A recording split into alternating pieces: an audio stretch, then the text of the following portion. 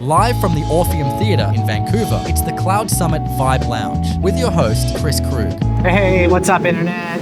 I'm back at Web Summit Vancouver at the Cloud Summit at the Orpheum, and I have one of my favorite people here. I'm so excited that you got over your shyness and agreed to get on camera with me. So this is Jessica Liang from Nook. How's it going? I'm good, how are you? I'm great. Nook is a community co-working space in Richmond that Jessica started and runs. And it's really become a hub, a thriving, alive hub of community activity. Thank you. Just like, I'm a member and a supporter. You're also on my advisory board since the beginning and stuff. So we work pretty closely together on a whole bunch of stuff. But what's on your mind these days with Web Summit in town and all this kind of stuff? You've really been showing up at a lot of tech events. What's going on for you?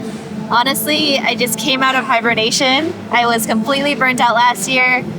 First year running this, working 18 hours a day and doing over 200 events last year in a little 4,000 square foot space was a lot.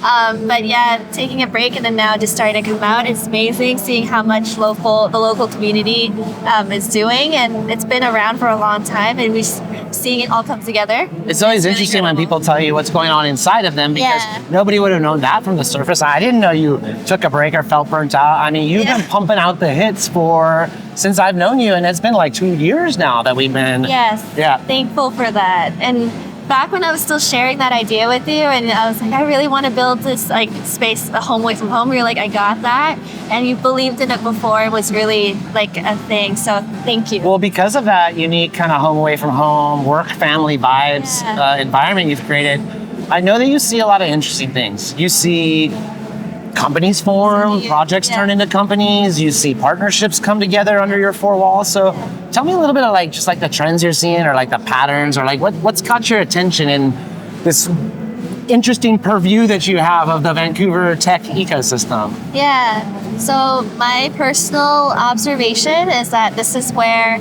these big companies come to shop for startups, and this is where people build amazing things. A lot of ideas come from here, but then it's really hard to keep it and grow here and without being acquired or selling, which is great too. But I love to see people just realizing that there's opportunity, hopefully build more opportunities for people to stay. But understandably, it's important to grow and scale and grow internationally.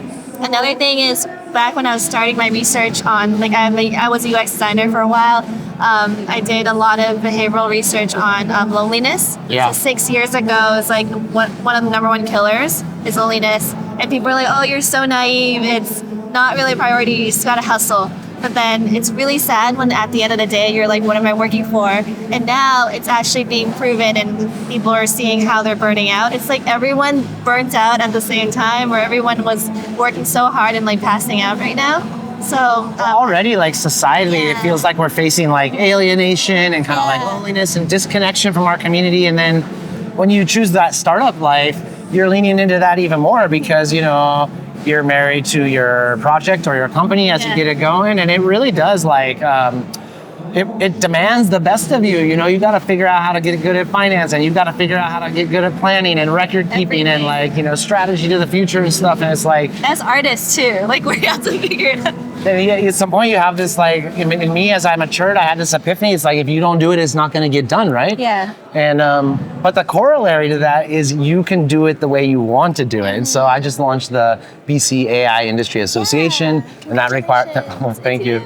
Yeah, I'm stoked. I'm stoked for all of us, actually. It's just the system, it's a system, chance for us to all put the best of what we got in the middle and try to build something bigger than ourselves, and really truly build an ecosystem here, stuff. And we've watched other industries do that successfully. I often cite DigiBC's ability to lobby the government for a tax credit, and that tax credit allowed animation and special effects studios to come set up shop here. And in the time since they got that tax credit, 11 of the 12 top video game studios in the world have set up HQs here in Vancouver, right? Amazing. So I think that by forming an organization with interconnected mycelial networks, that we can organize, gain, political voice, and start to build the climate that we need for people to come want to start stuff here or whatever. You said when the underdogs become big enough, they become big dogs. But yeah, it's amazing. And then you being this amazing person who can rally a team and community, I really admire that. And I've been applying that in my own way and just learning to delegate and like build everyone together and lift everyone up together. So yeah, I couldn't. You've have got done a this alone. sweet series of events that are strong. So you do your weekly lunch and learns. Like last week's was about AI. Some weeks they're about personal transformation or business coachy type stuff. Yeah. What are some of the other topics you guys been doing, or what do you got lined up for your lunch and learns coming up?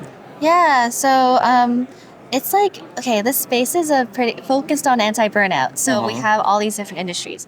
But because my background is in product design, I wanted to apply sprints and agile and all that into that. Yeah. So, yeah, we do have next one is on how to buy and also acquiring a business, buying and selling a business.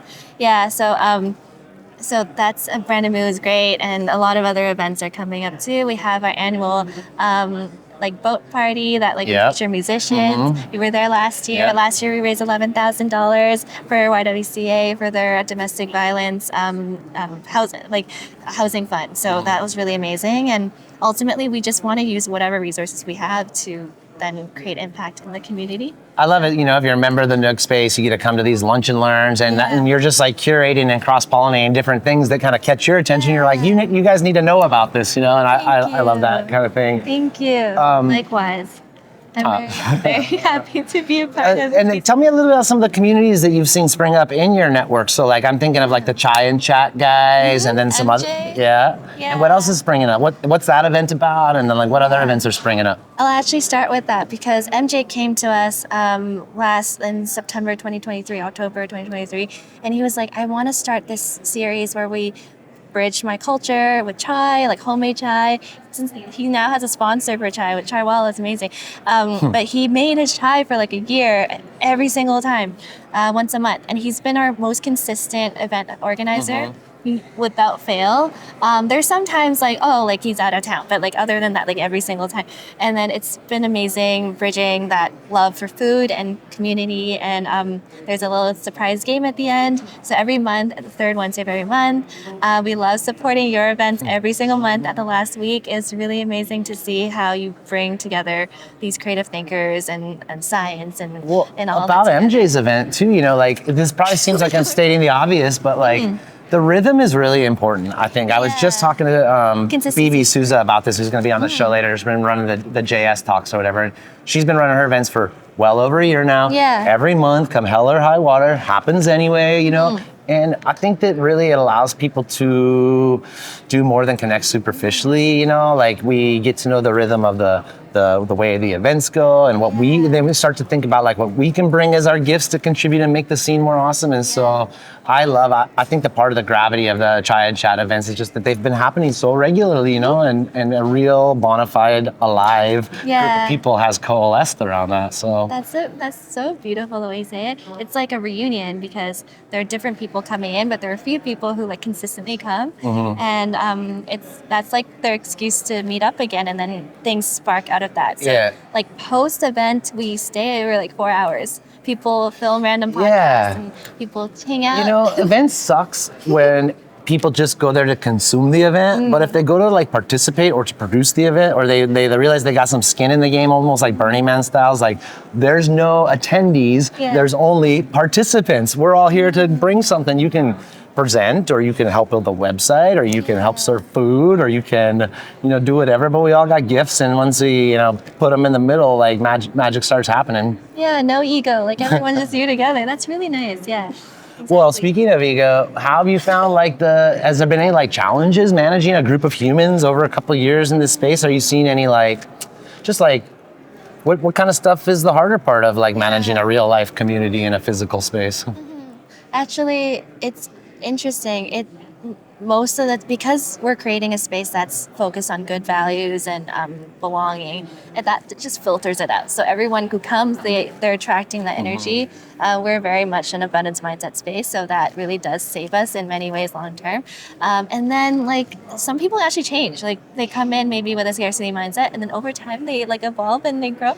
And then some people are not the fit, but I always believe that we're here to learn, and I don't really see anyone as not ideal. Like we just grow together, and maybe we can come together in the future. But just if we just serve and help people and don't ask for anything in return, whatever happens, we just don't no attachment to anything impermanent. Special perspective you got there. That's so cool. I found the same thing. I sort of prepare for the worst with having big events at night where there's alcohol being served and not everyone's on the same page and stuff. But there's something about the filter or something that we're attracting more like-minded people, and like we also haven't had a ton of problems like managing like personalities or whatever and ego and stuff like. I wanted to add to that. That's you reminded me.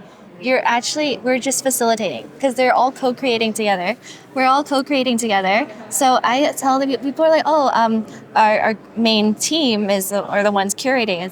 It's like out of our control now. It's like within each individual members, their own little communities and their bigger communities outside of Nook, and then like all that. It's not like our thing, it's everyone's thing. And that's when we feel ownership and excited to be a part of it, then it just expands from There's something about that release of control that is like kind of important and like not always that easy, especially when you pour your juice into like making it awesome or whatever. But it's like, what is it like to be in charge of something that you're not in control of, like it's alive, and what's that like? It can be scary because my background's in compliance and risk management.